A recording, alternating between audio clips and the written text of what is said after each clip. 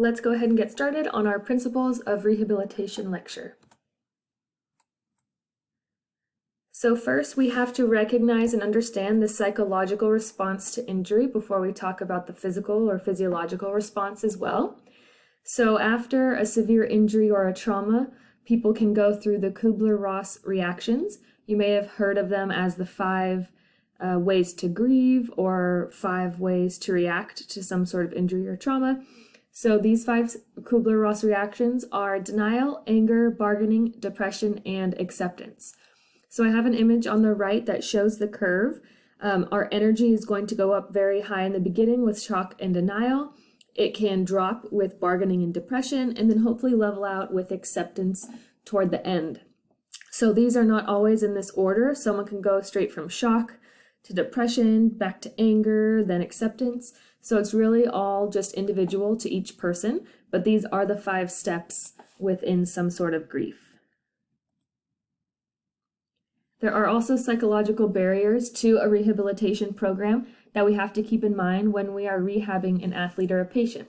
So the person can have that depression or grief and not be accepting of their injury yet. They could have anxiety around any sort of physical activity.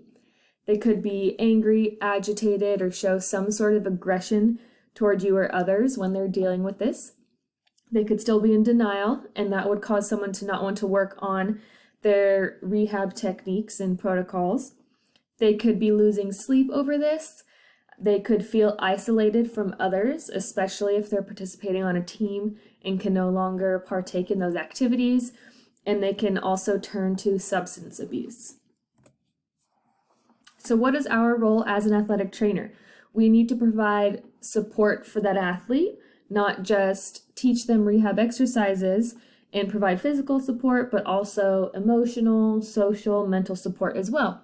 So the best thing we can do is be a good listener, find out how they're feeling that day, find out what their problems are, what they're thinking. It's very important to be aware of body language. So when they walk into the clinic, do they seem open to communicating? Are they very closed off? Are they making eye contact or not? We want to make sure we're always projecting a caring image. That way they feel comfortable with us. And this is a really big one, explaining everything about the injury to the patient. We can't just assume that they know everything about it. And lots of times information is going to be key to that person participating in their rehab protocol and really giving it their all. And then obviously help the athlete return to competition by protecting their mental and emotional state as well as their physical injuries. So a few things to consider when we are designing our specific rehab program. Now this is going to be very individualistic. It won't look the same for each athlete, but these are some generalizations that we can consider.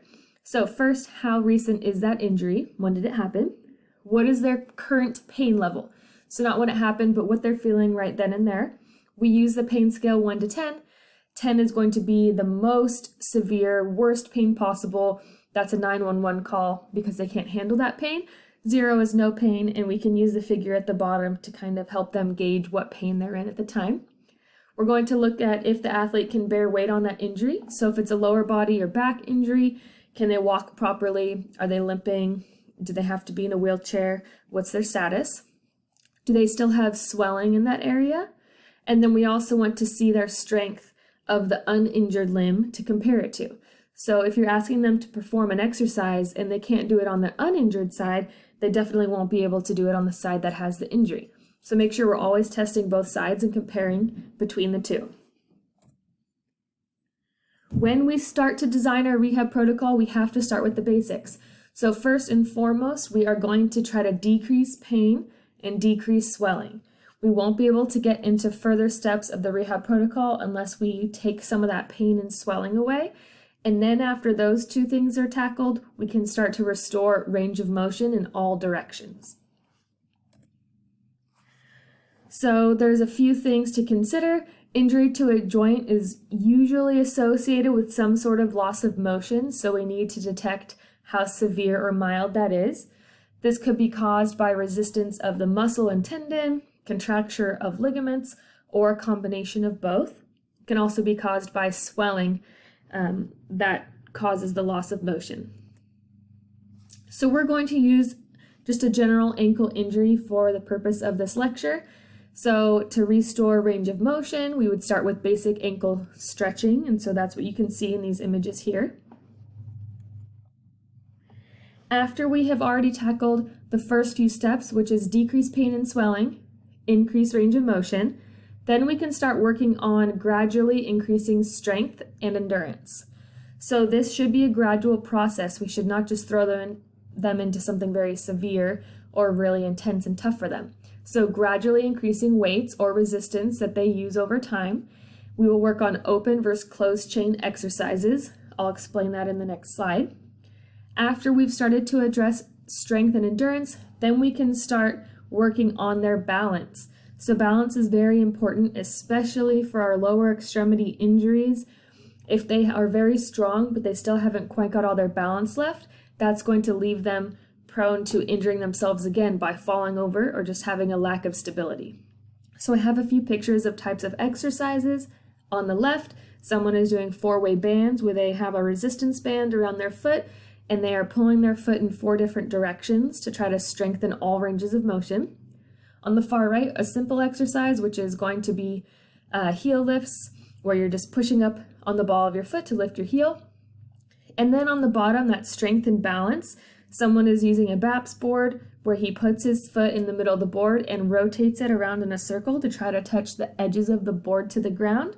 And this is going to work on range of motion, strength, and balance. So we already saw the BAPS board in the last slide, but other ways to work on balance is going to be unstable surfaces. So you can use a foam pad, which we see on the right. You can use a Bosu ball, which we see on the left, and a trampoline in the middle. So this isn't necessarily just jumping on all of these unstable surfaces, but it's doing slow, controlled exercises to try to regain strength and their balance. That way they're more secure and stable when they return to the field. So finally, the very last step in a rehab protocol is going to be incorporating functional movement into their rehab. So rehab exercises that are going to mimic everything that they're doing in their sport. So let's say they're a soccer player. We need to make sure that they're able to run not just forward and backward, but laterally in diagonals. They need to be able to sprint very fast and then stop on a dime. They need to be able to jump, avoid collisions, kick a ball, etc. So this is when we incorporate jumping, running, and plyometric exercises, which would be things like jumping over a line side to side, doing ladder drills, and then also in the middle we have a woman who's doing some jumps side to side on an unstable surface, but at a quicker pace to try to mimic the pace that she would be performing in a soccer game or drill or whatever her sport is. So we have open and closed chain exercises. These are going to be different levels of difficulty for an athlete. So an open kinetic chain exercise is an exercise that occurs when the foot or hand is off the ground.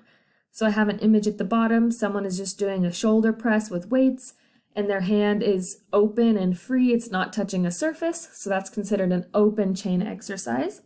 Our closed chain exercise is one when the foot or hand is planted on the ground or on some sort of stable surface.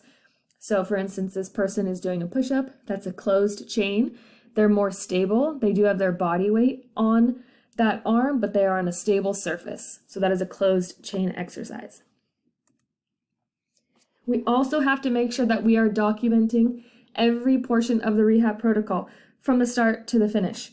So one of the most important aspects of athletic training is going to be keeping a record of everything that happens. So this is used to track not only injuries, but where we are in the rehab process of that injury for an athlete. So we track their strength, range of motion, any setbacks that an athlete might have, which exercises are being used on a daily basis, and then how we are progressing our rehab exercises from very simple, slower, less intense in the beginning to up to much more difficult and more intense toward the end of their program. So for an example, at our college we use sportswear. There's lots of different types of companies that will provide this. This is just one example of it. We can add in injuries, dates, all of their medical information, alerts, rehab programs, etc. And so to sum it all up, the main takeaways are on this page for you guys. So rehab should be progressive. We should not just throw them into tough exercises on day one. Rehab should be dependent on the individual. Like I said in the beginning, it's going to look different for everyone, and that's why it's very important for that next bullet point, we assess before we assign any new rehab exercises. We need to assess them each day or each time they come in for rehab and make sure that they can handle any of the stresses that we're going to put on them. We need to follow the athlete through the whole rehab program. We need to monitor throughout it to adjust exercises and make any changes. So if something's too hard or too easy, we need to adjust that.